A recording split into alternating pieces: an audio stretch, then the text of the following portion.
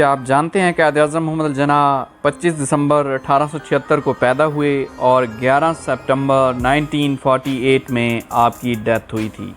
قائد اعظم محمد الجناح ایک barrister, politician اور founder of Pakistan تھے۔ قائد اعظم محمد الجناح نے آل انڈیا مسلم لیگ میں بہت زیادہ ٹائم اپنا سرو کیا تھا۔ 1913 سے لے کر 14 اگست 1947 تک آپ آل انڈیا مسلم لیگ میں رہے، اور اس کے بعد پاکستان بنا تو پاکستان کے پہلے گورنر بھی قائد اعظم محمد علی جناح ہی تھے اپنی ڈیتھ تک۔ قائد اعظم محمد جناح کو خطاب بھی ملا قائد اعظم کا، جس کا مطلب ہے گریٹ لیڈر، اور بابا قوم کا، جسے فادر آف نیشن بھی کہتے ہیں۔ آپ کے برتھ ڈے کے دن نیشنل ہالیڈے بھی سیلیبریٹ کی جاتی ہے پاکستان میں۔ آپ وزیر مینشن کراچی میں پیدا ہوئے تھے۔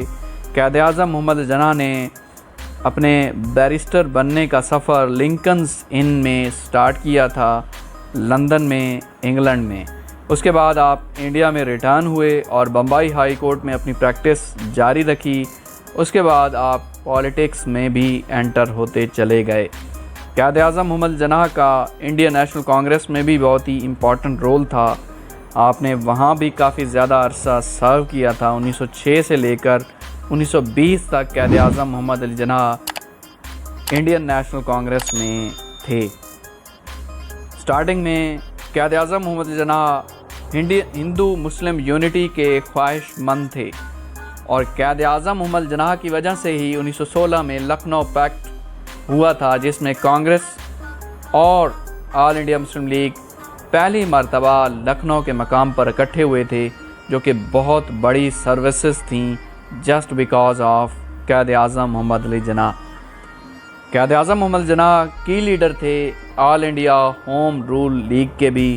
اس کے علاوہ آپ نے 14 نکات بھی دیے تاکہ کانسٹیٹیوشنل ریفارمز پلان دیا جا سکے مسلمانوں کے حقوق کو محفوظ رکھنے کے لیے انڈین سب کانٹیننٹ میں۔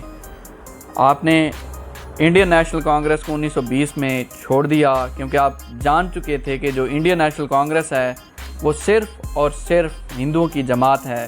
اور جب انڈین نیشنل کانگریس نے ستیہ گرہ کی موومنٹ سٹارٹ کی، اس وقت قائد اعظم محمد جناح نے 1920 میں کانگریس کو چھوڑ دیا۔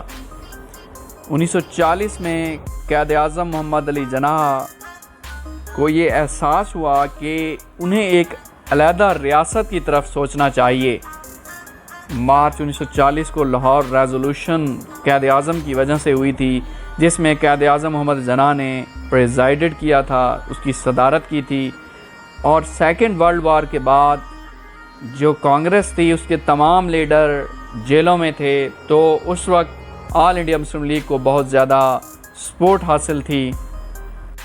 1940 میں قائد اعظم محمد علی جناح نے ایک علیحدہ اسٹیٹ پر بہت زیادہ فوکس کیا تھا جب پاکستان ریزولوشن منعقد ہوئی تھی 23 مارچ 1940 کو۔ اس کے خطاب میں بھی قائد اعظم محمد علی جناح نے اس بات پر بہت زیادہ سٹریس دیا، فوکس کیا تھا کہ ہمیں ہمارا علیحدہ سے ایک ملک دے دیا جائے، اور یہ سب قائد اعظم محمد علی جناح کی ہی لیڈنگ رول کی وجہ سے ہو پایا تھا۔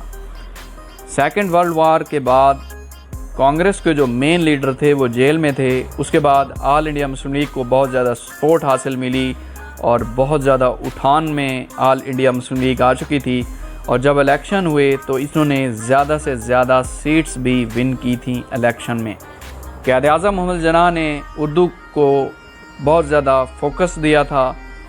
اس کے علاوہ جب پاکستان آزاد ہوا 14 اگست 1947 میں، تو قائد اعظم محمد جناح پہلے گورنر بنے تھے پاکستان کے، اور اس وقت بہت زیادہ چیلنجز کا سامنا تھا قائد اعظم محمد جناح کو، کیونکہ بہت زیادہ مائیگرینٹس انڈین سب کانٹیننٹ سے موو کر کے پاکستان میں شفٹ ہونا تھا، اور پاکستان کے پاس اتنے زیادہ ریسورسز نہیں تھے کوئی اتنے زیادہ مائیگرینٹس کو یہاں پر رکھ پاتے۔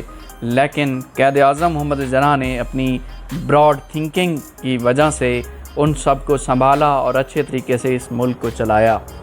جب قائد اعظم محمد جناح 71 ایئرس کی ایج میں پہنچے تو سپٹمبر 1948 میں آپ کی ڈیتھ ہو گئی تھی۔